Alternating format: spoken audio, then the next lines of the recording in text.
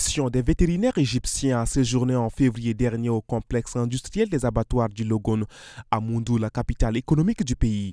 C'était une mission d'inspection en vue de l'approbation de cet abattoir pour l'exportation de la viande vers l'Égypte. Le complexe industriel des abattoirs du Logone répond aux normes et est approuvé pour l'exportation des viandes congelées, décongelées et réfrigérées vers l'Égypte. C'est la substance du rapport de la mission d'inspection composée de 2 vétérinaires égyptiens arrivés au Tchad le 16 février qui est rentré le 20 du même mois. La mission d'appui dépêchée par le ministère de la Santé publique et de la Prévention à travers le Centre des opérations d'urgence en santé publique poursuit ses activités de riposte contre la diphtérie dans la province du Bahr el Ghazal. Les 3 équipes déployées dans les districts de Salal et de Miché-Miré avec les équipes cadres des districts et les leaders communautaires continuent l'opération de vaccination, la prise en charge médicale et la sensibilisation dans les zones de responsabilité qui ont notifié des cas.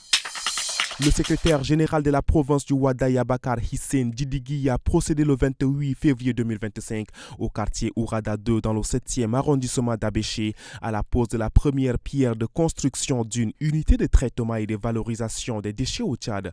La cérémonie s'est déroulée en présence des partenaires au développement et plusieurs autres invités.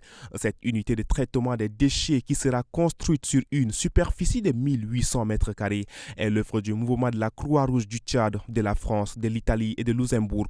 Elle comprendra un bâtiment administratif, une plateforme de stockage des déchets et un fourrage équipé d'un réservoir de 5 mètres cubes.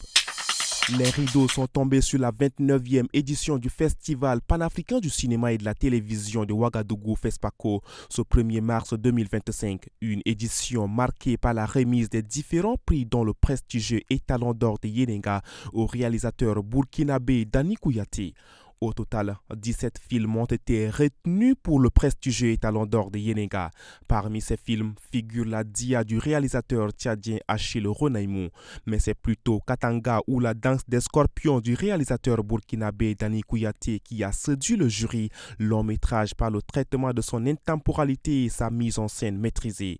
Ce 1er mars, l'étalon d'or de Yenenga revient au réalisateur Dani Kouyaté, 3e burkinabé à recevoir ce prix 28 ans après son compatriote Gaston Kaboré en 1997 et Idrissa Ouedraogo en 1991.